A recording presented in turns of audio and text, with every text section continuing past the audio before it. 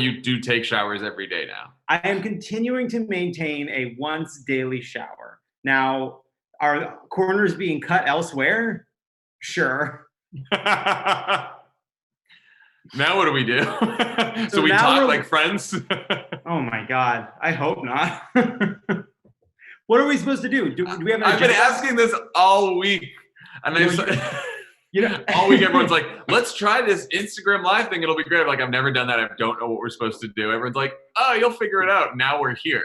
I'm going to tell you about something I cooked. Okay, what did you cook? Because I don't believe in recipes, all right? I think you got to go in with your wits, all right? With the tools that you have, all right? Mm-hmm. And a sense of adventure. And also with a goal of using as few pots and pans as humanly possible. I like that. I hate pots and pans. So I made a Caesar salad from scratch. So I have romaine lettuce. I'm sorry. The big cooking thing is a Caesar salad. You know what? You scoff. All right? This is like when I brag about making scrambled eggs. First of all, you're going to have, much like my Caesar salad, you're going to have egg on your face.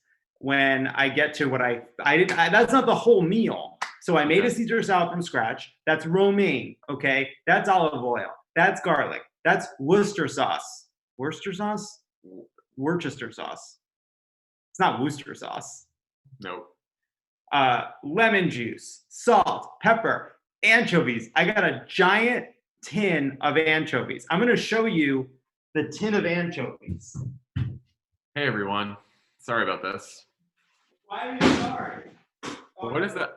Look at the wallpaper. That's some exciting wallpaper the Lovett has. Look at the size of this tin of anchovies that I got in the mail. Look at it. Look at how big it is. That's the size of my... Isn't Ronan an anchovies fan? Yes, he has anchovies and sardines. So I made the Caesar dressing, and then I bought salmon from an internet place that mails you salmon. Which is always the best salmon comes from the internet. I got internet salmon, and then I just put that a pan, just a pan. Yeah.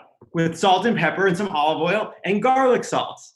One bowl, one pan, fantastic meal. And I'm just looking. Ronan's gonna do the dishes at some point. That'll be great. I was gonna say, how is Ronan as a sous chef? Ronan has many gifts. What do you want to talk about? I don't know. I guess I've been here. We haven't really been cooking all that much. Emily cooks a little bit. And then we've been just sort of, we've been Postmating some food. They leave it right on the doorstep. In this new world, we also have, an Instacart delivery. Oh, we should talk about Instacart. Someone asked about that, the strike. Yeah, I mean, they are doing Pay your fucking workers. Pay your workers, and if you're ordering, especially at a time like this, and if you're ordering delivery through these services right now, and I totally understand doing that, I'm doing that. Just tip really, really well because they're not getting compensated enough from their companies. So, yeah. What have you been doing to keep busy? What is your day like other than the Zoom conference calls that I see you on all the time? Yeah. So I'll walk you through a typical day. Day in the new world. 7 a.m. pundit's up like a rocket. She's awake. And she comes and she walks on my body to wake me up. Then I say, no. And she goes and sleeps for maybe 20 more minutes. Then she goes down on the ground and she starts throwing shoes up in the air. Mm-hmm. Can I put a filter on my face? How do you do that? What is that button? I can put a pig on something? Oh my God, get it off. How do you stop it? Oh no. How do you get the pig off? All right. This is great, isn't it? Okay, I can turn it off again. Oh, I see what I did. Then I walk pundit. Then I try to go for like an hour-long walk outside from like 7:30 to 8:30 because we're inside so much. Then, John, it's time for me to Zoom with you and Tommy and everybody at Crooked Media in virtually uninterrupted fashion for the day. That's the typical day. At some point, I make a sandwich. What's your day like? I get up at like 5:30, 6 o'clock because I can't sleep, and I can never usually sleep, but especially in our terrifying new reality. And I try to quietly walk downstairs so as not to awake Emily. I make myself breakfast. Uh, Again, I make some eggs. So it's a very big deal. I scramble some eggs. Make Are you some still coffee. doing keto? Yeah, I'm still doing keto. Unbelievable. Still doing that keto makes me sick to my stomach. Well, I'm not working out as much because you talked about doing burpees yesterday. I did do well. That's what. So I make breakfast. I eat breakfast. I read the news. Depressing. Mm-hmm. I walk out of the house. I go for a nice long run. Wow. See the outdoors. I make sure when I pass the runners, 6 feet between me and whoever's on the sidewalk. If it requires me to run out in the middle of traffic, I will. I just got to keep that 6 feet, And then I come back, do a little. Pundit is barking. Who's at the door? It looks like a delivery of some kind, and I don't know what. And that's that. She'll stop in a second. Yeah, and then I come back and Pundit. Did you get Leo? Leo. I'm gonna get Leo. No, I can't get Leo. We can't both be gone. No, you guys keep going. I'm coming right back. I'll be in the shot in a second. Hold on, we're gonna get Leo over here. And Emily will come say hi too. Here, come on, Leo. Pundit is not interested.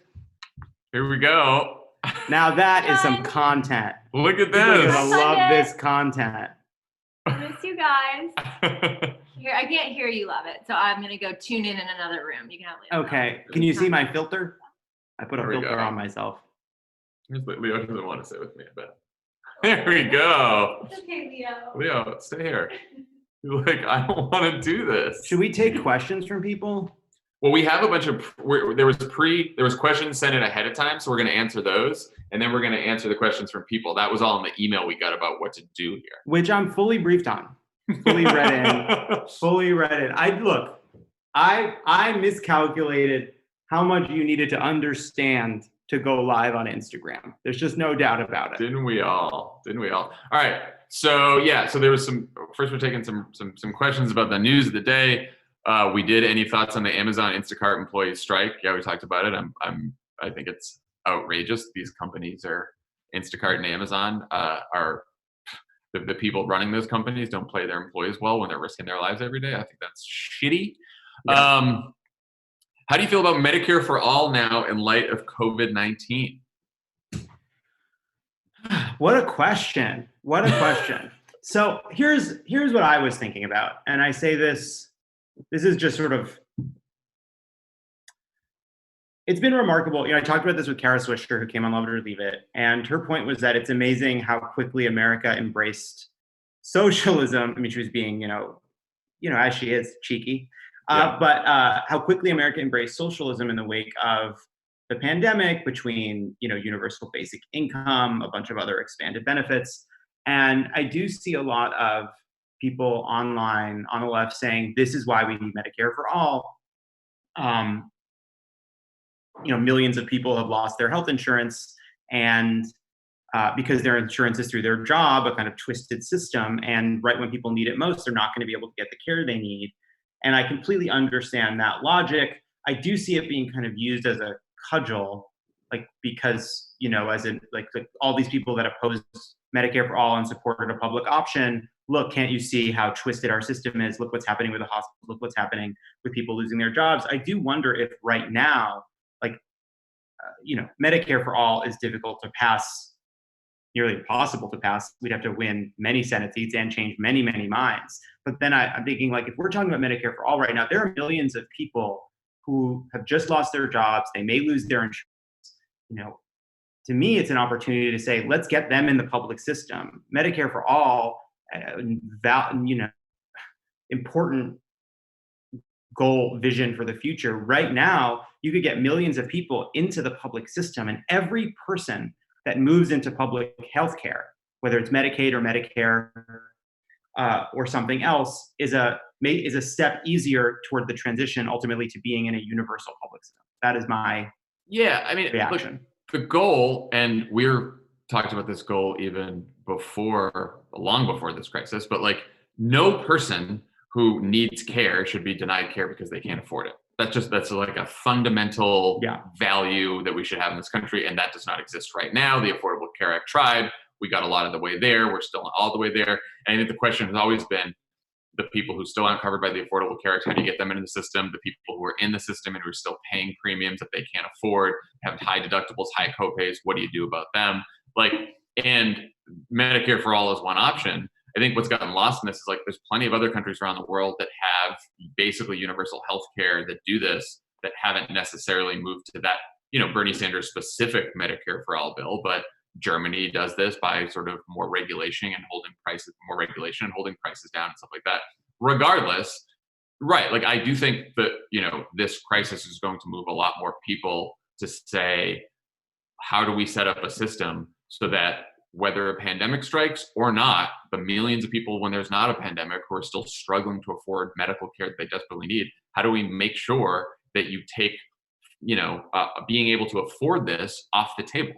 And, there's a bunch of different ways to do this. But like you said, the problem with Medicare for all has never been that it's not a worthy goal or where we should be. It's how the fuck do we get there with the broken political system that we have? And even if we had every single Democrat on board, we still wouldn't be able to pass it. Right. Because because of how many Republicans there are, and none of them will change their mind on this shit. So yeah, that's where we are. So still, universal health care is still necessary, more so than ever. How do you beat Trump in a pandemic election year? Pandemic election year is such a it's one of those pandemic election years. We got to break out the pandemic political strategy. This is one of the most important and difficult questions in politics, never before confronted in the modern era. No one knows. No one has all the answers. There are a bunch of things that are not going to be available for a while, or maybe indefinitely, for the candidates. And they're going to have to adjust, not just the practical realities of campaigning during a pandemic, but the political realities of the whole entire country and world focused on one big story, a story in which Trump has a bully pulpit and an ability to control the story every single day, something he's very deft at. And I should say this: he's not that deft at it, but he's deft enough to overcome the way our media operates. That's all.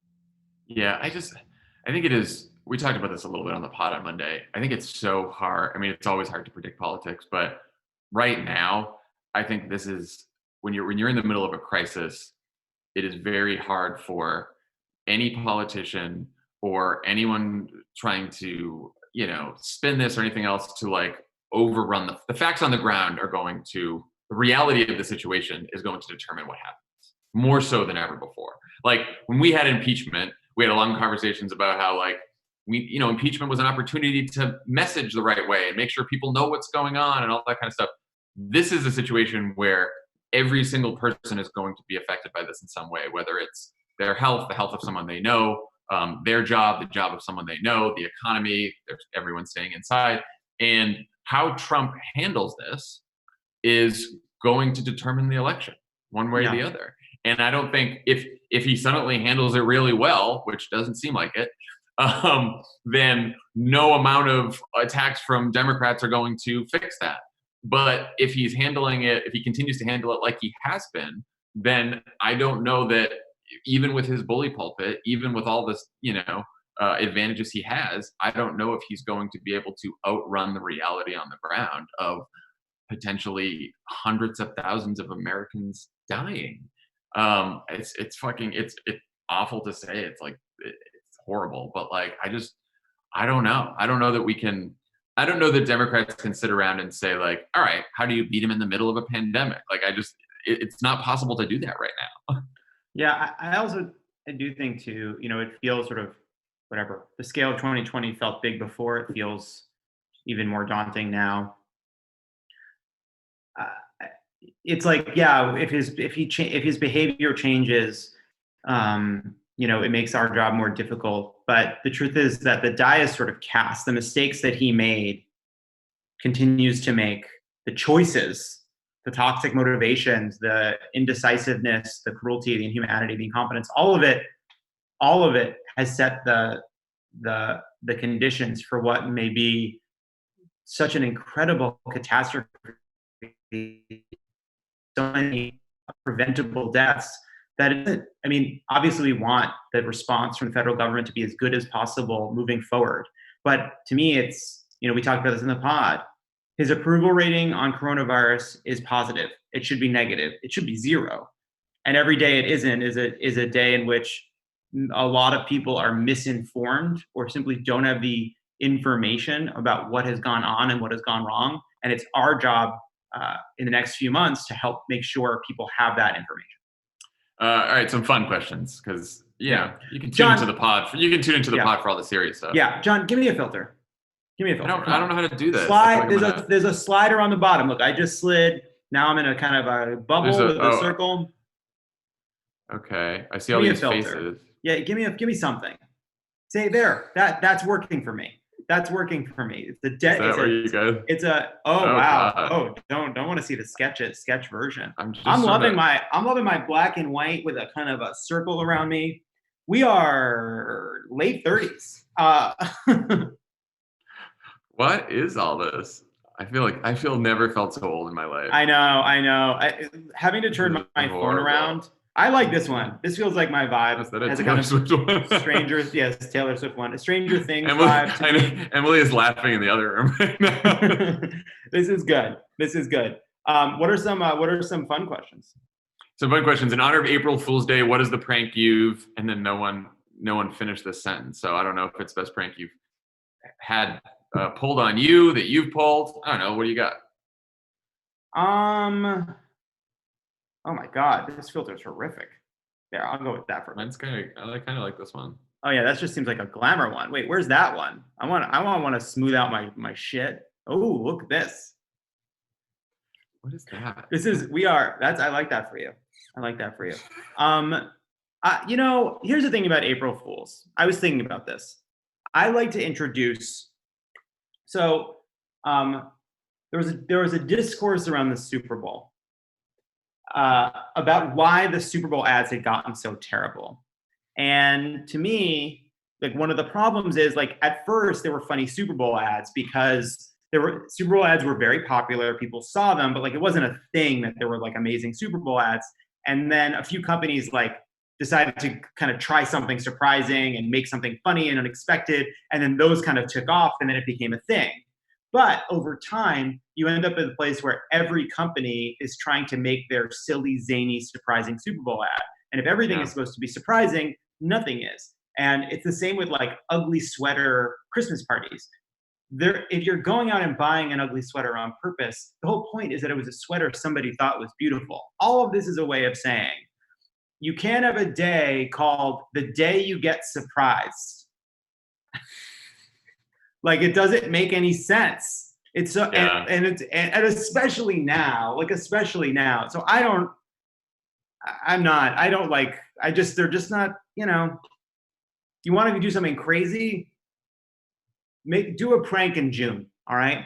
That's a good idea. We had, when we were neighbors, when we were growing up, our neighbors on our street used to play pranks on us every single April Fool's Day. And instead of a surprise kind of prank, it was just like a normal prank. Like one year, they just put a for sale sign in front of our house. That's really good. In the morning, and then put our phone number as the realtor's number. And so we just started getting a bunch of calls, and then everyone else in the neighborhood thought we were moving, and it was like a whole funny prank. That was the prank, last prank I remember. Do Pundit and Leo feel socially isolated, not hanging out in the office? Leo has become more attached to us than ever before. Yes. Leo he follows us everywhere. We can't get out of his sight. He's much more attached. No, I've been noticing the exact same thing. Pundit is so like on top of us, and I feel bad when I'm walking the dog because she sees another dog and she really wants to say hi to other dogs, but it's not going to happen. Let's see. What is the worst show or movie you have watched so far in quarantine? What do you got? I have an answer. I'm ready to go. Last night, Emily put on a New York Minute, the Mary-Kate and Ashley Olsen movie from 2004, and we watched that No, whole thank movie. you to that. No, thank you. That is the movie we watched last night. So that wins for now. Ronan and I have been going through the Pierce Brosnan era Bonds. Emily just wrote, it's a great film, John. It's not a great film. There's a movie that Emily loves, that is an indictment of Emily, and I'm not, and because I believe it is truly one of the worst movies ever made, and is it's disturbing that she likes it. I'm not going to say the movie, but you can imagine. You can try. I feel like I have a few guesses, but and for those watching at home, you can try and guess too. How many people are alive? How do you find out? 1,800. Lovett needs. I mean, what are we doing? Statistics. Excuse me. I want to know how we're doing. So we've been watching the Pierce Brosnan Bond movies, and they are bad. And because I grew up with GoldenEye, because GoldenEye was the movie, and then GoldenEye was the video game for the Nintendo 64 that everybody was playing back in the 90s. Yeah. And I loved GoldenEye when I first saw it. It does not hold up. It's got some weird shit in it. And so we watched that. We watched Tomorrow Never Dies, The World Is Not Enough. I want to say this about The World Is Not Enough, John. There's a character named Christmas Jones. She's a nuclear scientist played by, I'm going to look it up because it's going to kill me. Played by, come on, what's her name? Denise Richards. Yeah, of course. In the Starship Troopers heyday. So she plays Dr. Christmas Jones, a nuclear scientist who she got tagged as being a actress because of that role. And I have to say, having now examined this text, Denise Richards got a bad fucking rap. That character was written so dumb. That is the dumbest nuclear scientist ever put to paper. Shame on anybody who has blamed Denise Richards for that. Emily wants to know if you're talking about Home Again. Any other questions, John? Yeah. What's the likelihood of you letting Ronan cut your hair? Honestly, it's just like, do I want to get half a haircut and then have to go to the emergency room? No thanks. Not a good plan. No, I think I'm letting this grow until I'm gonna go. Until there's a vaccine. I don't know. I'm gonna go. I'm just gonna see what happens. I just may put the hat on and cut around it. First, Favreau, do you listen to music or podcasts when you run? Mostly music, although I've been mixing in some podcasts. Listen to our friends Hacks on Tap this morning when I ran for my run. I love Hacks David on Tap. David Axelrod, Mike Murphy. I love Hacks on Tap. And Robert Gibbs is on. Our pal Robert Gibbs. I've been enjoying Gibbs. I've been loving Hacks on Tap. There's something about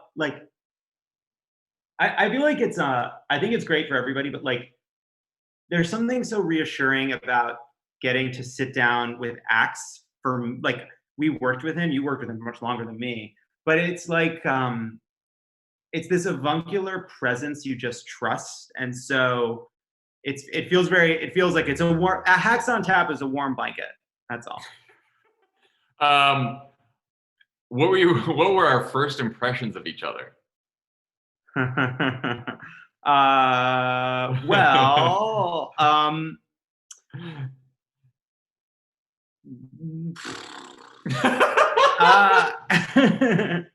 I mean, here's the thing. The truth is, I didn't really generate a first impression because I was trying to get a fucking job. Right. It's not like when you don't come out of a, I don't know. I was more focused on what people think. It's the story of my life. I didn't really form a judgment. I was just worried what people thought of me. I thought you were funny. We've told this story before, but it was down to you and someone else. both of you had worked for Hillary Clinton. And I sat down with both of you, and you were both very talented, and your writing was very good. But we sat down at a Starbucks in like downtown DC near the transition office. And I thought you were funny. And I was like, he's a little weird. He's a little funny. You know, he's got a lot of personality. That sounds great. Somebody he'll keep it interesting. One name mention, although maybe I'm going to come in and say it in the fucking chat. But somebody we both know basically didn't agree with your choice and called you and said some version of, the thing about Lovett is some days he's going to give you something really good, and some days he's going to be not so good. It's just like the other person's much steadier, and I was like, I'll go with Lovett. Well, because it was this, and John, I really want to praise you for that decision. It was very smart. Because was it? Because if I give you something, if as a speechwriter, if you make it good, then you made something really good. But if you hand over something that's shit, somebody else can fix it. All right, let's see. How's Lovett's Diet Coke supply doing? All right, let's see if I can show you. I don't know that I can, but it's I had a lot of Diet Coke in this house. I think at one point I had gotten, well, because my thinking was between 6 and 10 Diet Cokes a day. A monthly supply, we're talking about over 200 sodas. So I bought a ton of cans of Diet Coke. I am transitioning. I have the cans. I have a big supply. I am going to start to transition to the 2-liter bottles just because it's less wasteful. And now that this is going to last, I'm going to do that. But Diet Coke, we're doing great. Look, the shuttering of Starbucks has definitely upped the Diet Coke consumption, and that's all I'll say about it. Here's a great question. Which John was Obama's favorite? Oh, this one. The other one. Not me. That's easy. Don't worry about that. That's not even close. That's not even close. That's like, you might as well say which John is Emily's favorite. Some days, you know. Can we get a gay news take on the Governor Cuomo crush phenomenon? There we go. All right. No. You can think he's doing a great job.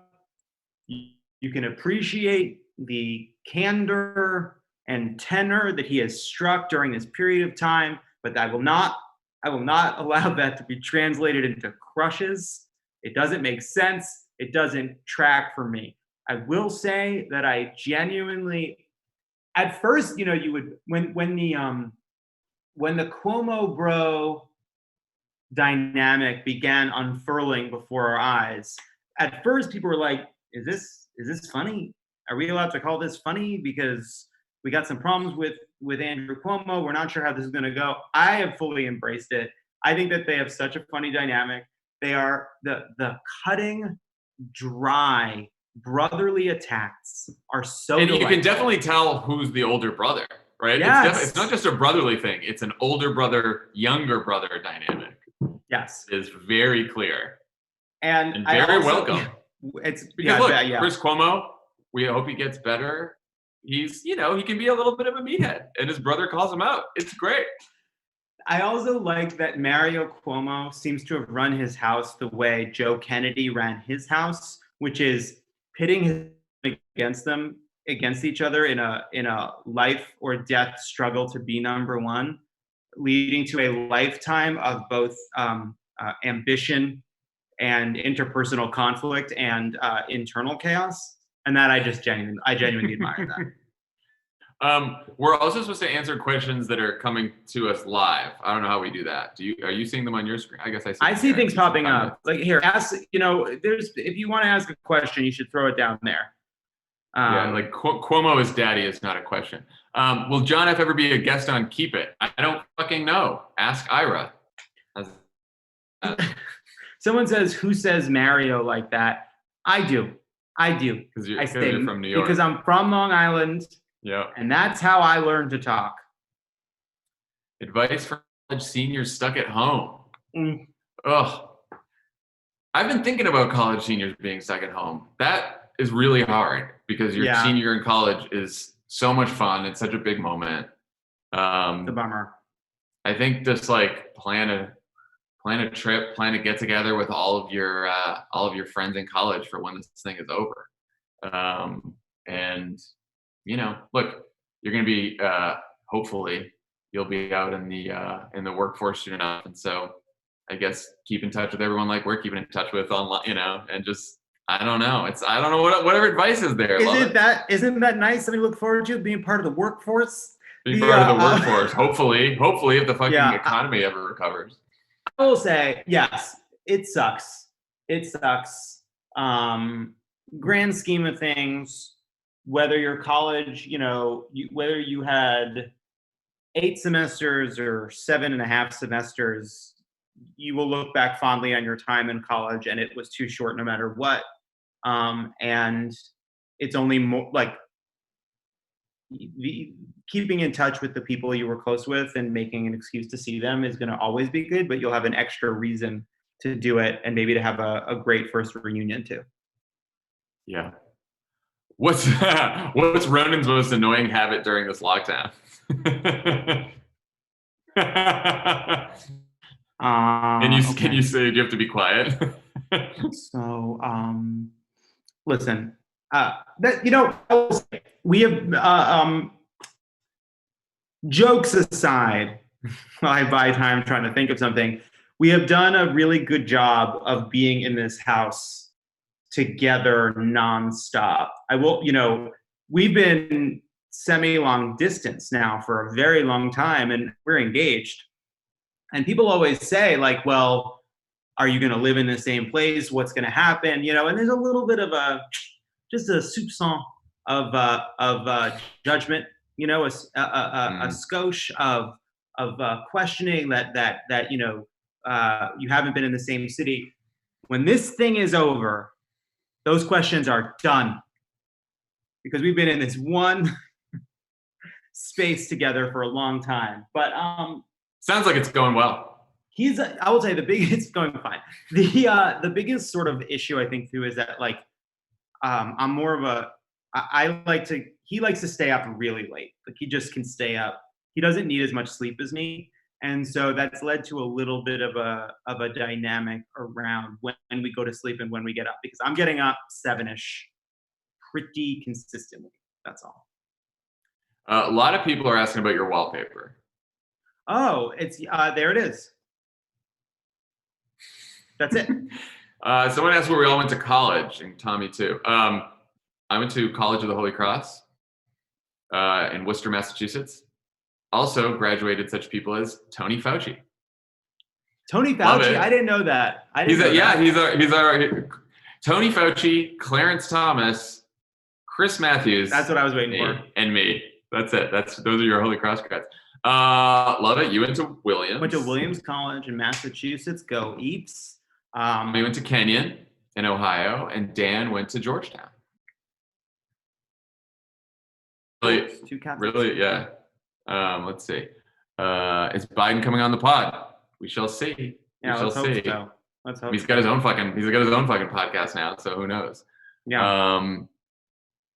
Worcester. Bill Simmons, of course. Of course, Bill Simmons is a big Holy Cross grad. Williams, who are big grads? We had Stephen Sondheim. Okay. We have Michael. We have George Steinbrenner. Oh wow! Okay, that's and Steinbrenner and Sondheim, I believe, went to Williams at the same time, and that was still when there was a required, I believe, mass that you had to go to on Sunday. And they're both members of the tribe. They are Jewish, and so Stephen Sondheim and George Steinbrenner, I believe, had to sit together at church. So some little fact there that may not be true, A lot of people are asking me how my book reading is going. Let me tell you. Hey, hold on. I'm from the future. Not well. I heard Emily laugh from the other room. Not well, guys. Not well, because I cannot tear myself away from all of this terrible news all the time. It's bad. I need to now that we're in like week 3. I was just saying, Emily, like I'm finally getting back to a bit of a normal routine again. Like when this first started and we sort of shut down cricket and we all work from our houses, and I was like all over the place, and I was sort of just like reading the news all the time, and I wasn't sleeping at the right hours, and I wasn't working out. Now I'm sort of like a little bit back to a normal routine. So who knows? Maybe I'll introduce some books this weekend. I'm really struggling with routine right now. Obviously, I don't have problems. I'm trying to be upbeat in part because like I'm here, I have my dog, I've got food, I've got Ronan. Living in LA means it's sunny most of the time. Like things are okay. I'm very, very lucky. But like it's been hard to get for me into a routine just because like I'm a creature of habit, and when those things are gone, it's chaos. And so I've been struggling to do the things that I used to do. Like I used to wake up, work out, then get dressed, come to work, do the day, and then go home. And like taking out those morning things has meant like everything kind of spreads out from there. So I'm trying to figure out how to get back into a routine. That's all. What are you reading? Everyone wants to know what you're reading. Oh, tweets. What am I started a book. I have not read since, honestly, I've not really been reading since the Christmas break. I have to get back into it. I was reading William Goldman's book, Adventures in the Screen Trade, which is just an old book about being a screenwriter in Hollywood in the 70s and 80s, or 60s, 70s, 80s, 80s, 90s, I don't know. And which is really enjoyable and kind of gives you a look at like what LA and showbiz was like before, and it's interesting. And then I read a novel over Christmas called The Buried Giant by Ishiguro, who is one of my favorite authors. He wrote Remains of the Day. He wrote Never Let Me Go. And those are two of my absolute favorite books in the world. And Buried Giant is a controversial book from him. I think a lot of people didn't love it. It's a pretty strange book. I mean, it's about a villager in medieval Europe who loses his memory. So it's, and there's a high cost of admission. But that's what I read next. And I have a novel, but I can't think of it off the top of my head, but I'm trying to think of what the novel is that I want to go to next. I have a novel. What don't we miss about working at the White House? I mean, God, imagine if we were there right now. I don't like, everyone knows that the hours are long at the White House, but it wasn't necessarily the hours being long. It was that your life and your schedule is never your own. So you can't plan anything. You can't eat, like, if you're going to dinner, if you're planning a date, if you're doing this, like any moment when there is breaking news around the world, you might be called into work. Saturday, Sunday, holiday, and you might not, and you don't know when you'll ever leave. John, so like, if we were there right now, like the people, I mean, it's the Trump administration, so who the fuck knows? The people might not even be there all the time, but they might not have a lot of the jobs filled. But if we were there right now during this crisis, I think we would have been sleeping at the White House for like weeks straight. Well, it's also, I mean, like it's an alternative universe in which, I don't know, if I'm working in the Hillary Clinton White House, you're dealing with the coronavirus that you successfully held at bay while dealing with Devin Nunes' fourth article of impeachment. I would like to hear in the comments below, what do we think of the filter John is currently using? I've left that on for a while. And it's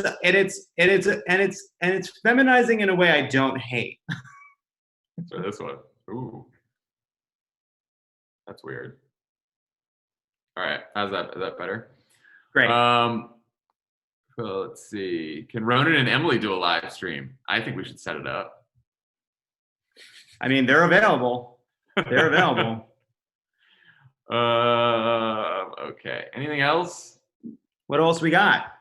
One last light question to go out on? We want Ronan and Emily. All right. Calm down. Calm down. Will Lovett write for TV? I mean, listen, what a nice thing. I mean, obviously, since 1600 Pen was canceled, the clamor for my voice has never been louder. Should not have asked this question. I'm going to try to write something. I don't know. I mean, I actually miss, it took a couple of years of not writing to make me forget that I hate it. So I'm going to probably try to write something at some point. But I will say that, like, I think that there are writers who are good at it. Not obviously there are people that are good at writing, but I mean good at being a writer, which means they're good at getting up, having their coffee, making their breakfast, sitting at their writing spots, wherever it is, doing a few hours of writing, and then like going about their day. I actually think John is kind of like that. He can it's amazing. Like you'd be like, I must write a speech this week, so I will do a fifth every day. And like for me, it's like, I've got to write a speech this week. Better play fucking Mario Kart till 3 a.m. than write from Mario Kart. Then write from 4 a.m. to 9 a.m. then sleep for 4 hours, then come in, try to write some more. Like writing is very I have a discipline problem. So yeah, someone just asked, do I miss writing? And it's like I miss being done with writing and having written something. Yeah, I do miss that. I don't miss active writing. I'm going to make a deeply inappropriate joke, which is that it's a lot like, honestly, it's a little bit, I'm not going to do it. All I was going to get at is writing is something you don't want to be in the middle of, but glad to have had. You see what I'm saying? I do see what you're saying. See what I'm saying? I do see what you're saying. On that note, the joke is about Dickens. It's about reading Dickens. It's not about anything else. It's not about anything else. All right, everyone. Here we go. Is that it? I think we're ready to go. I'm going to end this stream. One last thing, because some of you asked about like organizations to get involved with to help and stuff like that. Since everyone's from all over, I'm not going to name like specific cities and specific organizations because that's too hard. But we have a coronavirus relief fund.